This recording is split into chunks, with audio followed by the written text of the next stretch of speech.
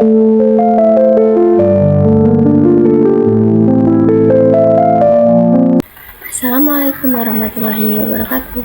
Halo semua, kembali lagi dengan saya Asyifa Harinisa. Di video kali ini kita akan membahas bab 4, yaitu virtual machine pada VMware. Di bab kali ini masih berkaitan dengan Debian dan Ubuntu Server Administration. Jadi di sini kita akan belajar hypervisor VMware. Nah, di bab kali ini kita akan membahas yang pertama, yaitu membuat virtual machine pada VMware, lalu zoom di VMware, 3 clone virtual machine, lalu snapshot virtual machine, dan export import virtual machine. Kita masuk ke bab yang pertama, yaitu membuat virtual machine pada VMware. Langsung saja kita ke aplikasi virtual machine-nya. Nah, jadi seperti ini tampilan awal dari aplikasi VMware ya teman-teman. Jika teman-teman ingin membuat virtual machine, teman-teman bisa klik pada bagian yang ini. Teman-teman klik.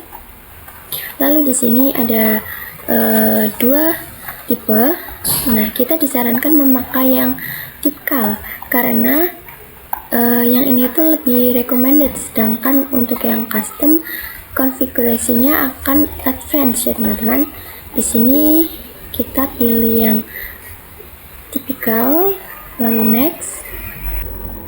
Nah, di sini teman-teman diminta memasukkan file yang ingin dibuat virtual machine.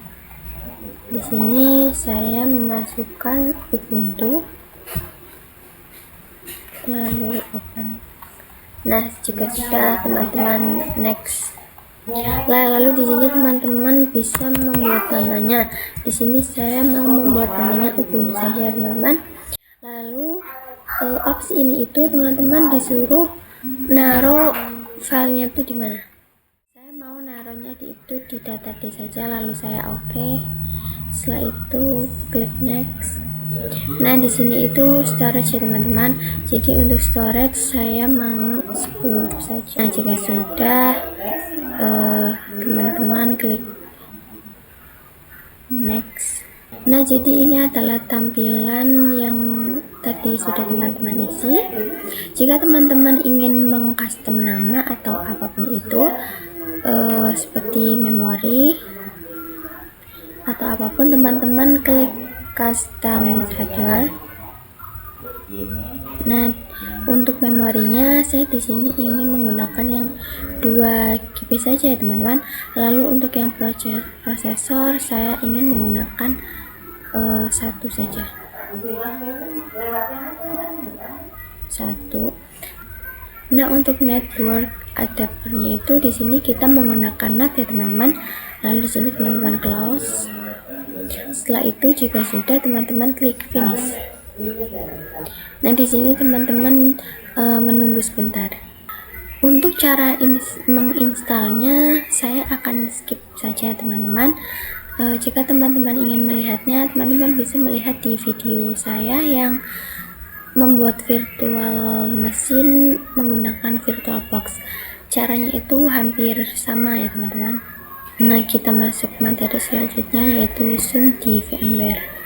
Nah, jadi gimana sih caranya nge-zoom di VMware ini? Teman-teman bisa klik view, lalu teman-teman klik yang stretch quest, teman-teman pilih yang keep aspect ratio stretch. Nah, jadi sudah. Jadi di sini tuh teman-teman bisa melihat virtual machine-nya itu lebih jelas, lebih kebaca ya teman-teman. Bab selanjutnya yaitu kita masuk ke clone virtual machine. Nah, jadi di sini saya sudah menyediakan sebuah gambar simulasi dari clone virtual machine. Jadi yang belum tahu apa itu clone adalah menduplikasikan sebuah server yang sudah kita buat. Jadi clone itu jika kita ingin membuat 5 virtual machine, jadi kita tidak usah membuat berulang-ulang kali, kita hanya butuh membuat server duplikasi lagi. Jadi di sini saya sudah masuk ke aplikasi VMware-nya. Di sini kita berhentikan saja. Nah, jadi di sini teman-teman bisa klik kanan, lalu teman-teman pilih yang manage. Lalu di sini teman-teman bisa klik clone, atau bisa dengan cara lain, yaitu teman-teman klik VM, teman-teman klik manage, lalu clone ya teman-teman. Oke, jadi kita klik clone, lalu teman-teman next. Di sini teman-teman pilih yang ini, lalu next.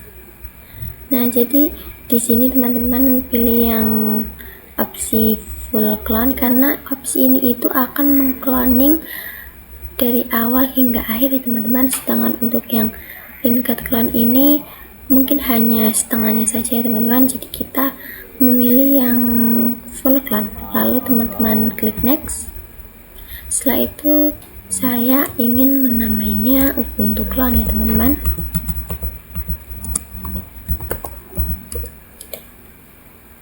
Lalu di sini teman-teman bisa memilih mau naruh di mana.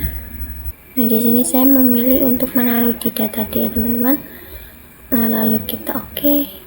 Setelah itu teman-teman klik finish.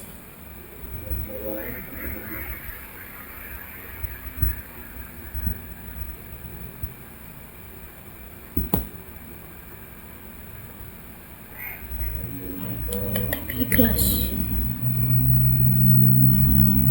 Nah, jadi di sini sudah muncul cloningan dari Ubuntu server ya teman-teman. Nah, kita masuk ke bab selanjutnya, yaitu snapshot virtual machine. Jadi snapshot adalah penandaan atau yang menandai status server kita yang sekarang ya teman-teman. Contohnya adalah ketika teman-teman ingin mengubah konfigurasi, misal teman-teman membuat virtual machine, nah teman-teman ingin mengubah konfigurasi tersebut, kemudian terjadi error, teman-teman bisa kembali ke status yang awal ya teman-teman. Jadi langsung saja kita ke virtual machine, ke VMware-nya. Lalu di sini teman-teman klik kanan, teman-teman klik snapshot, lalu pilih yang text snapshot. Nah, di sini saya akan mengganti nama menjadi default Ubuntu.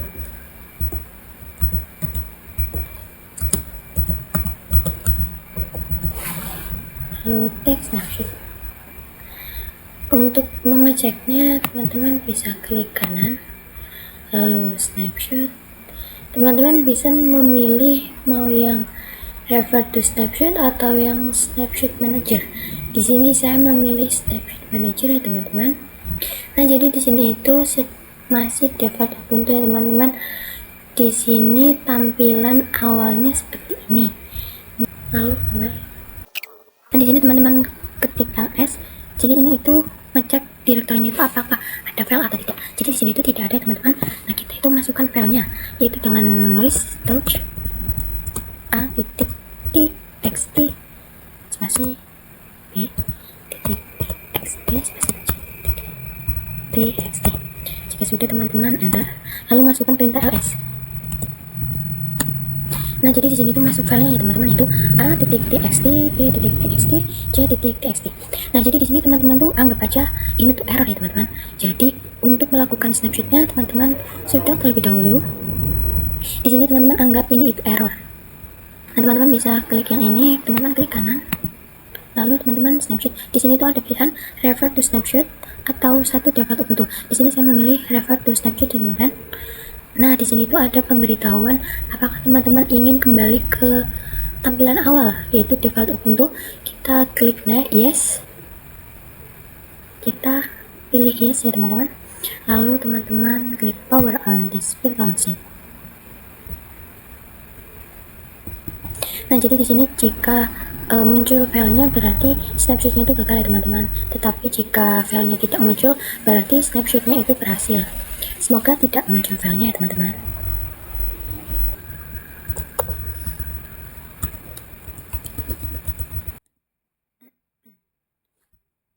Nah, di sini teman-teman tulis ls. Nah, di sini tidak masuk filenya ya teman-teman, tidak terdapat directory file. Jadi snapshotnya itu sudah berhasil ya teman-teman.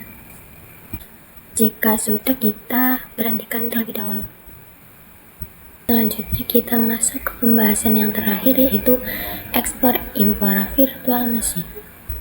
Jadi di sini teman-teman bisa memilih mau yang Ubuntu manual atau clone. Di sini saya memilih Ubuntu cloning, lalu pencet apa.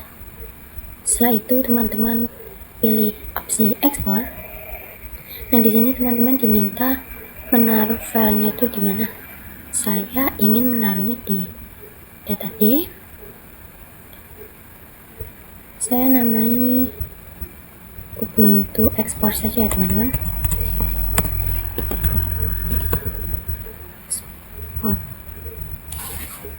Lalu kita klik save. Nah di sini sedang ekspor. Ini sedang ekspor. Ini lumayan lama, jadi kita tunggu dulu ya teman-teman. Nah jadi di sini sudah berhasil terekspor ya teman-teman. Untuk pembuktiannya kita bisa klik menu file, lalu kita cari di mana tadi kita naruhnya. Tadi saya naruh di data D. Nah jadi di sini sudah berhasil terekspor ya teman-teman. Tetapi di sini tampilannya cukup berbeda dengan VirtualBox. Di sini terdapat banyak sekali Ubuntu yang terekspor ya teman-teman. Jika di VirtualBox hanya satu, tapi ini terdapat banyak sekali Ubuntu ekspor dan clone ya teman-teman. Jadi di materi ekspor sudah berhasil, selanjutnya kita ke materi import.